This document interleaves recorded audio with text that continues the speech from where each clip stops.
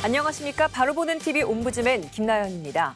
지난주 연합뉴스TV에서는 전 국민 약 88%에게 1인당 25만 원씩 지급되는 상생국민지원금 신청이 시작됐다는 소식과 윤석열 전 검찰총장을 둘러싼 고발 사주 의혹 파장 등 국내외 뉴스를 신속히 전해드렸습니다.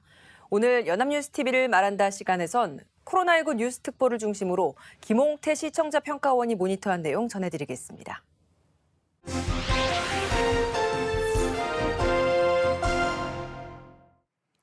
연합뉴스TV는 지난주에 전자발찌를 찬 범죄 전력자들의 범행이 잇따르면서 불안감이 커지고 있다는 소식과 한국은행과 금융위원회 수장들이 만나 경제정책에 대해 긴밀한 공조를 하기로 했다고 전했으며 공수처가 1호 사건인 조희연 서울시 교육감을 직권남용 권리행사 방해와 국가공무원법 위반 혐의로 검찰에 기소 유고했다고도 보도했습니다. 지난 2일 오후 8시 뉴스 특보에서는 전자발찌를 차고 남의 집에 침입해 성폭행을 시도한 40대 남성이 구속됐다는 내용을 보도했습니다. 전자발찌를 찬 범죄 전력자들의 범행이 잇따르면서 불안감이 커지고 있다는데요. 기자는 흰색 차량에서 포승줄에 묶인 한 남성이 내려 경찰에 이끌려 검찰청으로 가는 내용을 전하며 그 남성이 쏟아지는 취재진의 질문에 입을 열지 않았다고 전했습니다. 40대 A씨는 지난달 26일 오후 6시 반쯤 전주시 완산구의 한 아파트에 진입해 여성을 성폭행하려다 미수에 그친 혐의를 받고 있는데요. 피해 여성과 직장 동료 사이로 알려진 A씨는 과거 이사 문제로 피해자의 집 현관문 비밀번호를 알게 됐다고 합니다. A씨는 집에 들어가 여성이 귀가할 때까지 1시간 40분 정도를 기다렸고 지인과 통화하며 집에 돌아온 피해자는 A씨를 발견하자 비명을 질렀고 이 소리를 들은 지인은 곧바로 경찰에 신고했다고 합니다. A씨는 그대로 달아났다가 신고를 받고 출동한 경찰에 붙잡혔는데요. 경찰 관계자는 본인이 자기가 잘못한 것에 대해 어느 정도 인정한다고 말했습니다. A씨는 10여 년 전에 비슷한 범행으로 징역 10년형을 선고받고 전자발찌를 착용한 상태였습니다. 최근 서울에서 발생한 연쇄살인 사건 피해자 강윤성도 전자발찌를 찬 상태에서 살인을 하고 발찌를 끊고 추가 살인을 저지른 것으로 드러나 부실한 관리 감독이 도마 위에 오르고 있다고 전했습니다. 지난 7일 오전 7시 뉴스 특보에서는 전남 장흥에서 전자발찌를 끊고 도주한 성범죄 전과자 마창진이 심중일 만에 검거됐다고 보도했습니다. 장흥경찰서는 지난 6일 오후 11시 반쯤 장흥군 장흥읍의 한 시장에서 마 씨를 붙잡아 광주보호관찰소 해남지소로 인계했다고 밝혔습니다. 마 씨는 지난달 21일 장흥군 장평면에서 전자발찌를 훼손하고 달해난 혐의를 받습니다. 마 씨는 과거 미성년자 2명을 성폭행한 혐의로 5년간 복역한 뒤 2016년 출소했고 7년 동안 전자발찌 부착 명령을 받았다고 전했습니다. 지난 3일 오후 7시 뉴스 특보에서는 법무부가 전자발찌 착용자의 재범을 막기 위한 추가 대책을 발표했는데요. 전자발찌를 더 견고하게 만들겠다고 대책을 발표한 뒤 나흘 만에 다시 대책을 가지고 나온 것이었고 전자발찌 훼손 시 주거지 압수수색을 추진하겠다는 내용이 담겼다고 전했습니다. 기자는 박범계 법무부 장관이 전자발찌를 훼손하고 여성 2명을 살해한 강윤성 사건에 대해 다시 한번 고개를 숙였다고 전했는데요. 박범계 법무부 장관은 이번에 발생한 전자감독 대상자의 참혹한 범죄로 인하여 국민 여러분께 심려를 끼쳐드려 다시 한번 송구하다는 말을 전했습니다. 박 장관은 사건 이후 보호관찰소를 직접 점검해 고위험 대상자 관리 시스템 미비, 보호관찰관 특사경 제도 숙지 부족 등의 문제를 확인했다고 하는데요. 법무부는 이를 해결하기 위해 보호관찰소 신속수사팀을 만들어 전자발찌 훼손 사건 등이 발생하면 강제수사 권한을 부여하는 등의 제도를 만들겠다고 밝혔습니다. 윤흥장 법무부 범죄예방정책국장은 훼손 사건이 발생하면 즉시 특별사법경찰이 신속 대응하고 필요한 부분은 경찰과 협조해 빈틈 없는 검거 체계를 구축하겠다고 말했습니다. 다만 부족한 관리 감독 인원을 어떻게 충원할지는 이번에도 나오지 않았는데요. 예산 확보와 국회 협조 등 넘어야 할 산이 많은 만큼 시간이 더 걸릴 전망이라고 전했습니다. 이번 발표는 지난달 30일 전자발찌의 강도를 강화하겠다는 대책을 발표한 뒤 나흘 만에 나왔는데요. 법무부가 근본적인 해법을 내놓지 못한 채 여론을 의식해 성급한 대책만 내놓는다는 지적이 나온다고 전했습니다. 성범죄 전과자 강윤성이 전자발찌를 끊고 여성 2명을 살해했고 전주 완산구에서는 전자발찌를 한 상태로 성폭행 미수가 발생했으며 마창진은 지난달 21일 전남 장흥에서 전자발찌를 훼손 후 도주해 경찰이 검거한 소식입니다. 특히나 강윤성의 경우 2명의 살인 사건이 발생했는데요. 전자발찌가 살인을 방지하는 데 효과를 발휘하지 못해서 국민들의 불안과 분노가 커지고 있습니다. 법무부 장관의 신속 수사팀 가동 등 두 번의 대책 발표에 대해 기자는 관리감독 인원 확보와 예산 확보 등 근본적인 해결이 필요하다고 정확하게 집었습니다.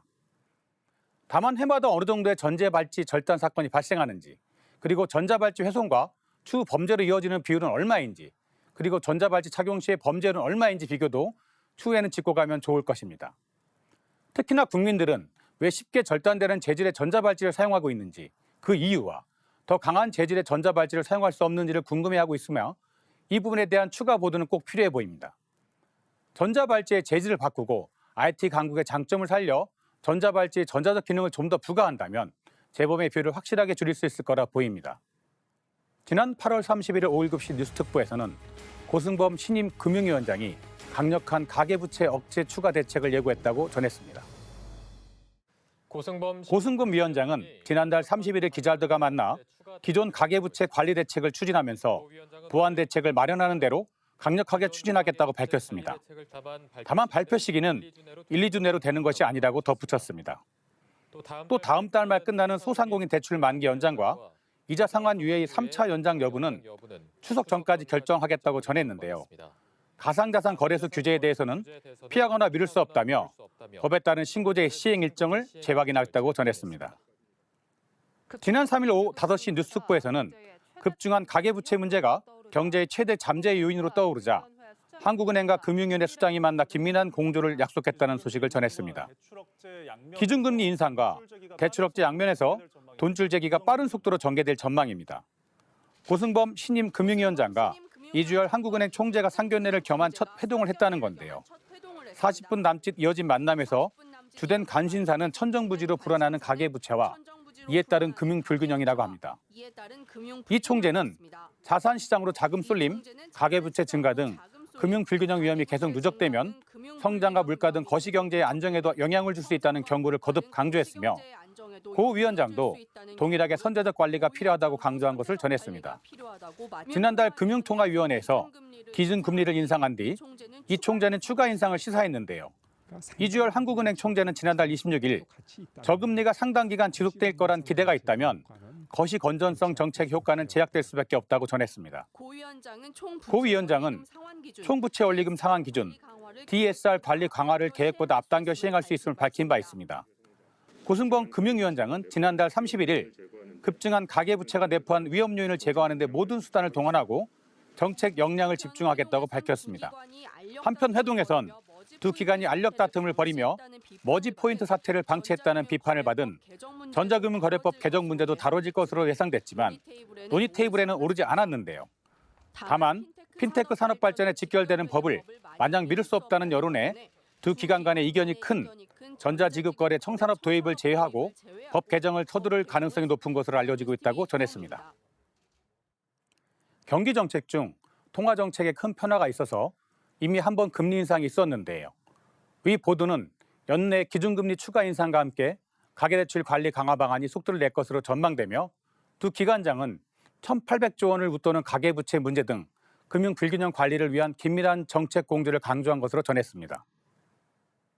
우리나라의 가장 큰 금융수장들의 만남이 있었고 관련 보도가 나왔는데요. 실제 대부분의 경제 전문가들은 우리나라의 금리 인상이 필요하다고 말하고 있습니다. 하지만 시청자들은 아직 미국 등 선진국에서조차 이루어지지 않은 금리 인상이 우리나라에서 먼저 이루어지고 또 추가적으로 있을 것이라는 내용에 궁금해할 것이고 조금은 해석 보도가 필요해 보인 부분입니다. 특히 서학개미로 표현되는 있듯이 요즘은 시청자들이 세계적인 경기 흐름에 관심이 많은 모습이기에 요즘 많이 회자되는 미국의 테이퍼링 정책은 어떻게 가고 있는지, 우리나라 금융정책과도 어느 정도 관련성이 있는지 등에 대해서도 간단한 언급은 필요해 보였습니다. 코로나 경제 시국이고 이 때문에 경제정책에 대한 두 금융수장의 공조에 대해 우리나라 국민들의 눈이 많이 쏠려 있다는 내용을 마무리 멘트로 넣었으면 더 좋았을 것입니다. 지난 3일 오후 5시 뉴스특보에서는 공수처가 조희연 서울시 교육감의 해직교사 특혜 채용의 의혹에 대한 수사 결과를 발표했다는 것을 보도했습니다. 공수처는 조희연 서울시 교육감이 지난 2018년 해직교사 특별 채용에 부당한 영향력을 행사했다고 판단하고 교육감을 직권남용 권리행사 방해와 국가공무원법 위반 혐의로 기소할 것을 검찰에 요구했으며 전 비서실장 A씨에 대해서도 직권남용 권리행사 방해 혐의로 함께 기소할 것을 요구했다고 전했습니다. 공수처는 당시 조 교육감이 담당 공무원들의 중간 결재권 행사를 방해한 것으로 봤으며 또 실무자들로 하여금 채용 업무 권한이 없는 A씨 지시를 받아 의무에 없는 일을 하도록 한 점도 인정했다고 전했습니다. 지난달 31일 공수처 자문기구인 공수심의위원회의 권고와 같은 결론인데요. 최석규 공수처 공수부장은 수사 과정에서 확보한 증거, 수사팀 의견, 또 공수심의위원회 의결 내용 등을 참고하여 공수제기 요구 결정을 함이 타당하다고 판단한다고 발표했습니다. 조 교육감은 입장문을 내 즉각 반발했는데요. 부당한 결론이라며 검찰이 수소 기록과 증거 면밀히 검토해 공수처가 외면한 진실을 밝혀줄 것으로 기대한다고 했습니다. 교육감 기소 권한이 없는 공수처는 서울중앙지검에 조 교육감 기소를 요구하면서 관계 서류와 증거물도 같이 송부했는데요. 이로써 지난 4월 감사원 감사 결과를 토대로 시작된 공수처 1호 수사는 약 4개월 만에 마무리됐다고 전했습니다. 기소 여부는 검찰이 최종적으로 판단하는데요. 다만 검찰과 공수처 간 충돌 가능성이 남아있다고 하고요. 공수처는 검찰이 보완 수사를 요구하더라도 응할 계획이 없다고 미리 못 박았다고 전했습니다. 당의 보도에서는 공수처 자문기구인 공수심의위원회의 심의 결과와 같은 결론으로 공수처가 검찰의 조희연 서울시 교육감을 직권남용 권리행사 방해와 국가공무원법 위반 혐의로 기소 요구하였다고 보도했습니다. 공수심의위원회 운영에 관한 지침에 의하면 공수처 검사는 공심위의 심의 결과를 존중하여야 한다고 되어 있고 앞으로도 공수처의 기소 요구 결정에 공수심의위원회의 심의 결과가 많은 영향을 미칠 것으로 보입니다. 외부 기관의 심의는 독립성을 지녀 좋은 점도 있지만 공수처의 기소 요구처럼 중요한 부분에 대하여 심의를 하는 것이라면 공수처 1호 사건의 처리 결과이고 기소 요구를 한 만큼 공소심의위원회에 대한 성격과 구성 그리고 피의자의 권리가 어느 정도 보호되는지 등도 한 번쯤은 짚고 가면 좋았을 것으로 보입니다.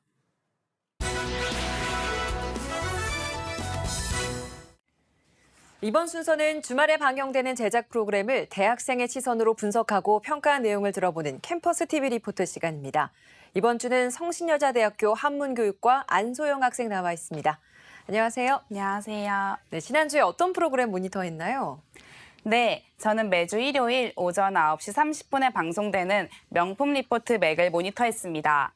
지난 5일 방송된 명품 리포트 맥에서는 호재가 터진 맑은 기업과 먹구름 짙게 깔린 흐린 기업을 기업 기상도에서 살펴보고 대선 평양계에서는 대선 주자들의 부동산 공급 정책에 대해서 짚어봤습니다.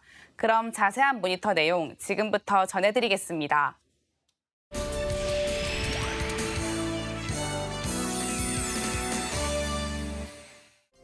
첫 순서는 한 주간 기업 소식, 기업 기상도입니다. 맑은 기업의 첫 번째 주자로 롯데엔터테인먼트가 등장합니다. 극장 가기도 힘든 이때 300만 영화가 나왔다는데요. 롯데가 배급한 모가디슈가 300만을 찍었다고 합니다. 1991년 소말리아 쿠데타 와중 벌어진 남북 외교관 합동 탈출기를 그린 작품이라고 합니다. 다음 기업은 SK바이오사이언스입니다. 첫 국산 백신 임상 3상 투약을 시작했다고 합니다. 국내 14개 병원을 필두로 각국에서 4주 간격으로 주사하며 비교 평가 대상은 아스트라제네카 백신이라는데요. 내년 정부 예산에 국산 백신 구매비도 편성됐으니 제때 완성만 하면 된다고 합니다. 이어서 흐린 기업으로는 NC소프트입니다. 대표 게임 리니지 시리즈의 패권은 흔들리는데 상반기 신작 실패에 이어 예상보다 2달 늦은 블레이드 소울 2의 반응마저 차갑다고 합니다. 이유는 리니지와 비슷하고 너무 돈만 쓰게 만든다는 것인데요. 주가는 급락했고 신흥 강자 등장으로 게임 3강 탈락할 수 있다는 우려까지 나온다고 합니다. 다음은 LG 에너지 솔루션입니다. 전기차 화재 관련 리콜 사태로 GM도 광경해졌고 상장마저 미룰 판이라고 합니다. GM은 LG가 여전히 가치 있는 파트너라지만 LG가 정확한 원인과 신뢰 회복책을 내놔야 풀릴 문제라고 이야기합니다. 다음 순서는 정치적 이슈를 다루는 대선 풍향계입니다. 더불어민주당 초선 의원들이 대선 경선 후보 6명을 한 사람씩 초청해 연 토론회에 공통 질문인 문재인 정부에서 가장 잘한 것과 못한 것이 무엇입니까에 잘한 것에 대한 판단은 달랐지만 못한 것에 대해선 모두 부동산 문제를 거론했다고 합니다. 민주당 주자들은 공급은 충분하다는 판단 아래 투기 수요 억제에 주력하다가 실패를 겪은 문재인 정부를 반면교사로 삼아 공공주도의 공급 물량 확대를 앞다퉈 강조하고 있다는데요. 먼저 기본주택 100만 호를 약속한 이재명 지사가 등장합니다. 이재명 후보는 소득 수준에 관계없이 무주택자라면 누구나 저렴한 임대료로 30년간 거주, 30평대의 면적, 역세권처럼 좋은 위치에 짓겠다고 이야기하는데요. 하지만 정세균 후보는 택지 확보 문제를, 박용진 후보는 결국 월세를 내는 것이고 건물 가치는 제로라며 문제를 제기했다는데요. 이에 반박해 이재명 후보는 30평대 기본주택의 조성 원가가 3억 원, 분양가 5억 원, 시세가 10억 원 정도라면 이를 담보로 돈을 빌려 재원을 조달할 수 있다고 설명합니다. 이어서 이낙연 후보는 문재인 정부가 제시한 205만 호 공급 정책을 추진하며 성남 서울공항을 이전해 제2의 신도시를 건설하겠다고 합니다. 이어서 방송은 야권 주자들의 부동산 정책을 설명하는데요. 문재인 정부에 대해 비판하지만 귀결점은 여권 주자들의 정책과 다르지 않다고 말합니다. 먼저 청년들에게 낮은 원가로 집을 주는 원가 주택 30만 호를 공급하겠다는 윤석열 후보가 등장합니다. 신혼부부와 무주택 가구에는 역세권 주택 20만 호를 시세의 50에서 70% 수준의 공급, 민간 재건축 단지의 용적률을 상향해주고 기부 체납을 받아 짓는다는 구상이라는데요. 원가 주택은 기본 주택과 원리는 다르지만 비슷한 비판에 직면했다는데요. 당내 주자들은 기본주택 같은 허황된 포퓰리즘이라며 쓴소리를 했고 이재명 후보 측에서는 기본주택 공약을 베낀 것 같다고 반응하자 발끈했다는데요. 윤석열 캠프의 김경환 서강대 교수는 청년 원가주택은 집값이 오르더라도 자본이득이 70%까지 차지한다며 반박합니다. 홍준표 후보는 서울 강북 재개발을 통해 시세의 4분의 1 수준인 쿼터 아파트를 공급하겠다라고 합니다. 그러나 여야 모두 문재인 정부의 이사 공급 대책과 차별점이 없다고 지적합니다. 현실성 없는 공약으로 상처받은 국민들을 희망 고문해서는 안 된다는 목소리가 높아진다는 말로 방송은 마무리가 됩니다. 지금까지 대선 풍향기였습니다. 네, 모니터한 내용 잘 봤습니다. 아무래도 부동산 문제가 가장 뜨거운 이슈이다 보니까 정치권에서도 이 공약들이 많이 나오고 있는 것 같습니다. 안소영 학생 보이기에는 이 대선 주자들의 부동산 공약 중에서 어떤 점이 가장 인상 깊었나요? 네, 저는 여야 대선 주자들의 같은 듯 다른 주택 공급 정책이 인상 깊었습니다. 여야 후보 모두 수백만 호 주택 공급 공약을 서민 맞춤형 정책이라며 내놓고 있는데요. 공약의 현실 가능성 등에 대해 언론과 유권자 모두 면밀하게 살펴보는 것이 좋겠다는 생각을 했습니다. 네, 수고 많았습니다. 지금까지 성신여자대학교 한문교육과 안소영 학생이었습니다. 고맙습니다. 감사합니다.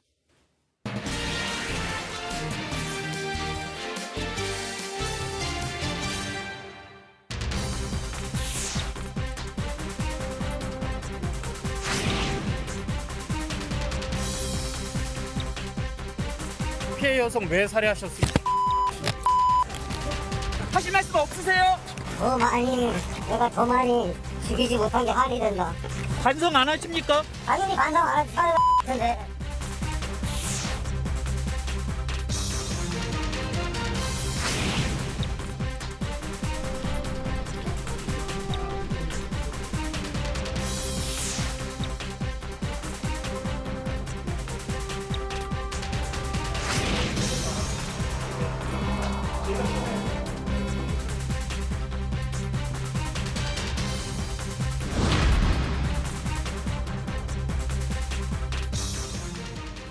최근 성범죄 전력이 있는 50대가 위치 추적 전자장치 훼손을 전후로 여성 2명을 살해한 사건이 발생해 전자발찌 제도의 실효성을 두고 논란이 일고 있습니다.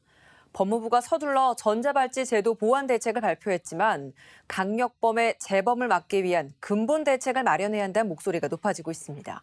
오늘 TV와 비평 시간에선 성범죄자 전자발찌 제도를 둘러싼 논란에 대해 언론에선 어떻게 보도하고 있는지 자세히 알아보겠습니다. 명지대학교 디지털 미디어학과 최선규 교수 자리하셨습니다. 어서 오세요. 안녕하세요. 네, 전자발찌 제도, 이 어떤 제도인지 간략히 설명을 해주시고요. 이번 강윤성 사건을 계기로 이 전자발찌 제도에 허점이 드러났다라는 이야기도 많지 않습니까? 이 부분에 대해서 언론에서 어떻게 보도하고 있는지 말씀해 주시기 바랍니다. 네. 경찰에 따르면 서울 송파구에서 발생한 연쇄살인 사건의 피의자 강윤성은 지난달 26일 전자발찌를 찬 채 면식이 있는 40대 여성을 본인의 주거지에서 살해했습니다.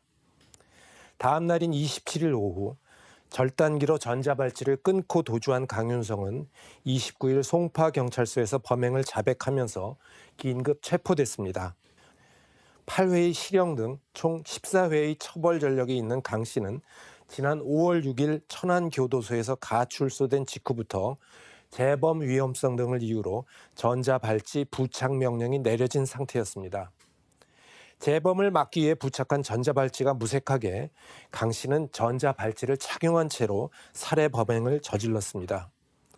전자발찌를 끊고 도주한 후에도 자수까지 38시간 30분 동안 검거하지 못해서 한 차례의 살해 범행이 또 일어났습니다. 재범률이 높은 성범죄자의 위치를 추적하기 위해 부착하고 있는 전자발찌는 지난 2008년에 처음 도입돼 벌써 운영한 지 10년이 지났습니다. 하지만 반복되는 사고와 허술한 관리 문제로 전자발찌 제도에 대한 실효성 문제가 근본적으로 제기되는 형국이라고 뉴시스는 지난 5일 보도했습니다.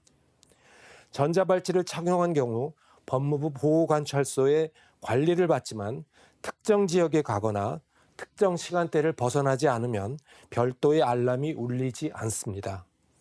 강윤성 사건처럼 전자발찌 부착자가 집안에서 범행을 저질러도 교정당국이 이를 미리 알아차리거나 제지할 수 있는 방법이 없다는 뜻입니다.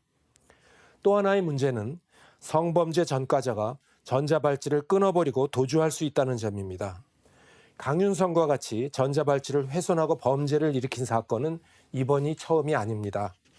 대표적인 사건이 바로 오페산 터널의 사제 총기 난사 사건입니다. 지난 2016년 오페산 터널 인근에서 사제 총기를 난사해 행인과 경찰관을 숨지게 한 성병대는 성폭행 전과를 포함해 다수의 범죄로 전과 7범인 상태였습니다. 당시 성범대는 2014년 1월부터 착용했던 전자발찌를 칼로 끊고 난 뒤 범죄를 저질렀습니다.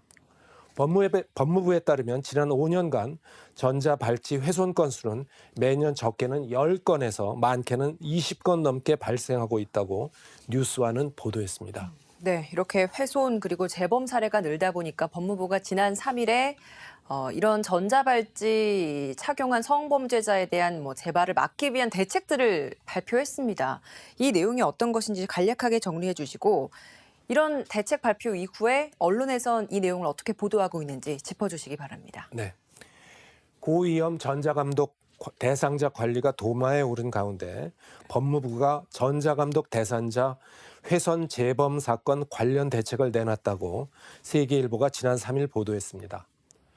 박범계 법무부 장관은 3일 브리핑에서 이번에 발생한 전자감독 대상자의 참혹한 범죄로 국민 여러분께 심려를 끼쳐드려 다시 한번 송구하다는 말씀을 드린다면서 고위험 대상자 관리 시스템의 미비점을 확인했다고 말했습니다. 이에 따라 법무부는 선택과 집중을 통해 고위험 성범죄자에 대한 선제 대응 체계를 구축하고 심리치료와 재범 위험성 평가도 확대 강화하기로 했다고 밝혔습니다. 아울러 경찰과 공조 체계를 구축해 전자발찌 훼손 사건 발생 즉시 특별사법경찰이 신속 대응하고 필요한 부분은 경찰과 협조하기로 했습니다. 지금은 112 상황실에 전자발찌의 훼손 사실만 전파하지만 앞으로는 신상 정보와 요구 정보도 동시에 제공한다는 것입니다. 검찰과 협력 강화를 통해 각종 영장 청구를 신속히 처리할 계획입니다. 이를 위해서 전자장치 훼손 사건 발생 시 긴급한 경우 대상자 주거지에 진입해서 압수수색을 실시하고 강력범에 대해서는 경찰과 상시 위치 정보를 공유하도록 제도 개선을 추진하겠다고 했습니다. 아울러 강제 퇴거가 전제된 외국인과 중환자 등을 제외하고는 모든 고위험 성폭력 사범 가석방을 차단하기로 했다고 세계일보는 덧붙였습니다. 네, 뭐 사실 이 전자감독 제도의 실효성에 대한 의문이 이번 사건을 계기로 더 부각되고 있는 것 같습니다. 때문에 전문가들이 보호 수용제를 도입해야 한다 이런 다양한 대안들을 내놓고 있지 않습니까? 이런 전문가들의 대안 제시에 대해서 언론에서 어떻게 조명하고 있습니까? 네. 성범죄 전력으로 전자발찌를 착용했던 강윤성이 여성 2명을 살해하는 사건이 발생하면서 재범 방지 대책으로 보호 수용제가 재조명받고 있다고 연합뉴스가 지난 3일 보도했습니다. 전자발찌는 착용자가 마음만 먹으면 쉽게 절단할 수 있어 범죄 예방엔 한계가 있는 만큼 더 강력한 제재 수단을 찾아야 한다는 목소리가 적지 않습니다. 다만 이중처벌 논란도 적지 않아 사회적 합의점을 찾기까지는 시간이 걸릴 것으로 보인다고 연합뉴스는 덧붙였습니다. 보호수용제는 재범 위험이 높은 강력범을 형기 만료 후에 일정 기간 보호수용시설에 수용하는 제도입니다. 2005년 이중처벌과 인권침해 논란으로 사회보호법과 함께 보호감호제도가 폐지된 이후 꾸준히 보호수용제의 도입 필요성이 제기돼 왔습니다. 앞서 법무부는 2010년과 2014년, 2016년 보호수용법을 제정하려고 시도했고 20대 국회에서도 자유한국당 의원들이 관련 법안을 발의했지만 제대로 논의되지 못하고 임기 만료로 폐기됐습니다. 21대 국회 들어서도 아동 성폭행범 조두순의 출소를 계기로 흉악범의 격리를 요구하는 국민 목소리가 높아지면서 유사 법안이 3건이나 발의됐습니다.